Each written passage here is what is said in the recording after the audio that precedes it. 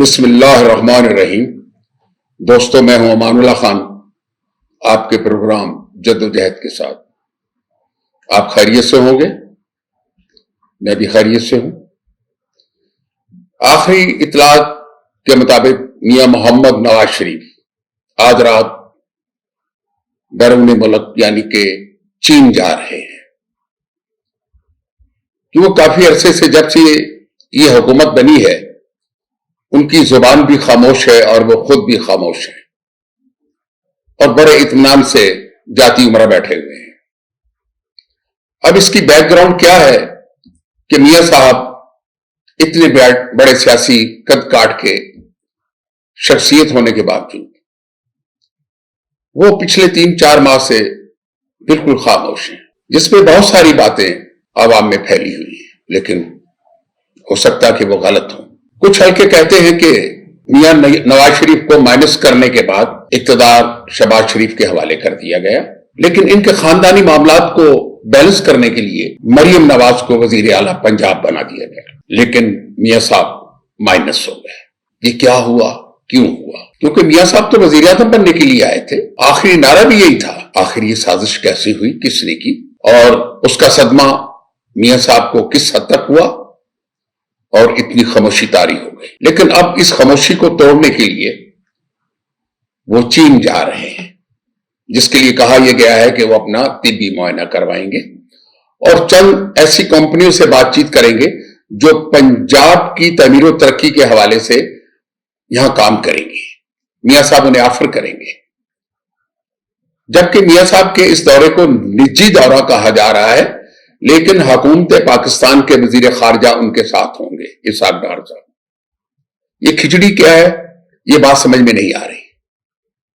اگر میاں صاحب کا نجی دورہ ہے تو اسحاق ڈار جو حکومت کے ایک کلی پرزہ ہیں اس وقت اور وزارت خارجہ کے وزیر ہیں، ان کا ان کے ساتھ جانے کا کیا معاملہ ہے؟ یہ آدھا تیتر اور آدھا بٹیر کا معاملہ کسی کی سمجھ میں نہیں آ رہا۔ ہاں، یہ کہا جا رہا ہے کہ میاں صاحب پنجاب کی تعمیر و ترقی اور مریم نواز کی پوزیشن ایز اے وزیر اعلیٰ مستحکم کرنے کے لیے چین جا رہے ہیں اور وہاں اپنے پرانے تجربات کو مد نظر رکھتے ہوئے چند کمپنیوں سے انویسٹمنٹ بھی لیں گے اور یہاں پر تعمیر و ترقی کے حوالے سے جو بھی کام آگے بڑھے گا پنجاب میں بڑھائیں گے۔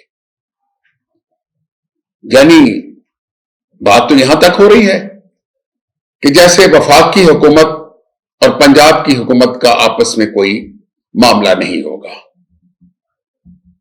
لیکن نہیں، ایسے نہیں ہے۔ یہ چہمگوئیاں ہوتی رہتی ہیں، لیکن میاں صاحب پہ جو مایوسی طاری ہے اس وقت، جو ان کے ساتھ ہوا ہے، اس کے بارے میں ان کے ساتھی میاں جوید لطیف اور بہت سارے جو ان کے قریبی لوگ ہیں وہ نجی محفلوں میں بہت کچھ کہتے ہیں اور جن کے اثرات بھی نظر آ رہے ہیں کہ میاں صاحب کو آؤٹ کیوں کیا گیا۔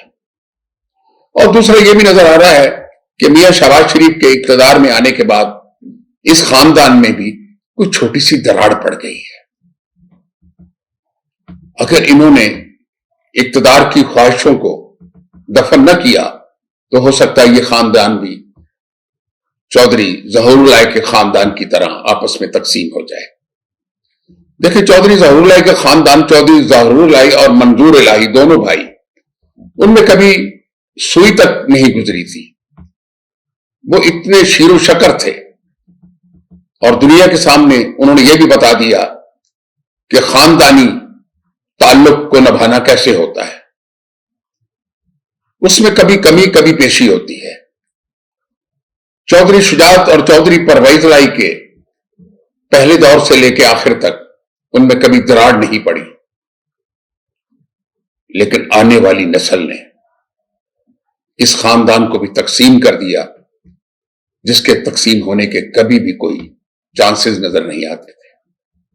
لوگ پریشان ہیں کہ ظہور اللہ خاندان تقسیم ہو گیا، اور ان کو تقسیم کرنے والی کون سی شخصیت ہے؟ اس کا نام ہے عمران خان، اور خان کے خاندان کی طرف سے ہے منصلاحی۔ یہ سب کچھ ہو گیا، یہ خاندان اب جڑیں گے نہیں آپس میں، لیکن سیاسی میدان میں جو کامیابی چودھری شجاعت کو ہوئی ہے وہ پرویز لائی کو نہیں مل سکی۔ اب آنے والے وقت اور زمانوں میں پاکستان کی سیاست دو خاندانوں میں، دو دھڑوں میں تقسیم ہو چکی ہے، اور اس کا فائدہ کس کو ملے گا؟ یہ دو قوتیں تھیں جو سیاست میں مضبوط لوگ تھے، لیکن اگر میں یہ کہوں کہ اس کا فائدہ تیسری قوت کو ملے گا، عمران خان کو نہیں ملے گا۔ عمران خان نے خود کو ہی نہیں، سارا سیاسی منظر جو تھا اسے تباہ و برباد کر دیا ہے۔ وہ اب بھی کسی کے ساتھ بیٹھنے کو تیار نہیں ہے۔ رانا ثناء اللہ نے بھی کل یہی کہا کہ اگر عمران خان یا اس کی پارٹی سیاسی طور پہ، سیاسی انداز میں ہمارے ساتھ بیٹھے تو ان کا جیل میں رہنا بھی ضروری نہیں ہے، وہ باہر آ سکتے ہیں، وہ سیاست کر سکتے ہیں، لیکن جب پہلا قدم ہی عمران خان اور اس کے لوگ نہیں اٹھانا چاہتے تو پھر آگے کیا ہو سکتا ہے؟ آگے کے راستے تو سارے بند ہیں۔ میرا کہنے کا مقصد یہ ہے کہ پاکستان میں پچھلے 1.5-2 سال سے سیاست میں اتنا گند پڑ گیا ہے کہ مخلوق خدا پریشان ہے، لیکن ان سیاستدانوں کے کان پہ جوئی تک نہیں رہی، کیونکہ ان کے گھروں میں تو دانے پڑے ہوئے ہیں، جیلوں میں بیٹھے یا حق کے حکمرانی ادا کریں، ان کو فکر نہیں ہے، عوام پریشان ہے۔ دیکھیں، اگر اس ملک کے سیاستدانوں نے اس ملک کی بقا اور عوام کی خوشحالی کے لیے کوئی کام نہ کیا تو مجھے لگتا ہے کہ آنے والے دنوں میں کوئی نئی قوت سامنے آئے گی اور یہ ملک پھر کچھ عرصے کے لیے ایمرجنسی میں چلا جائے گا، کیونکہ سیاسی گروہ آپس میں بیٹھنے کے لیے تیار نہیں ہے، ان میں اتفاق رائے پیدا نہیں ہو رہا، اور اس میں سب سے بڑا جو سیاسی انداز میں پرابلم بنا ہوا ہے وہ ہے عمران خان۔ عمران خان نہیں چاہتے، اور انہوں نے اپنی پارٹی بھی تباہ کر دی ہے۔ ان کی پارٹی میں اب کوئی سیاسی لوگ نہیں ہیں، اس میں صرف کرائے کے لوگ ہیں یا وکلا ہیں۔ اس پارٹی کا نام اب تحریک انصاف سے کچھ اور رکھ دیا جائے تو بہتر ہوگا۔ اسی کے ساتھ میں آپ سے اجازت چاہوں گا۔ خدا حافظ۔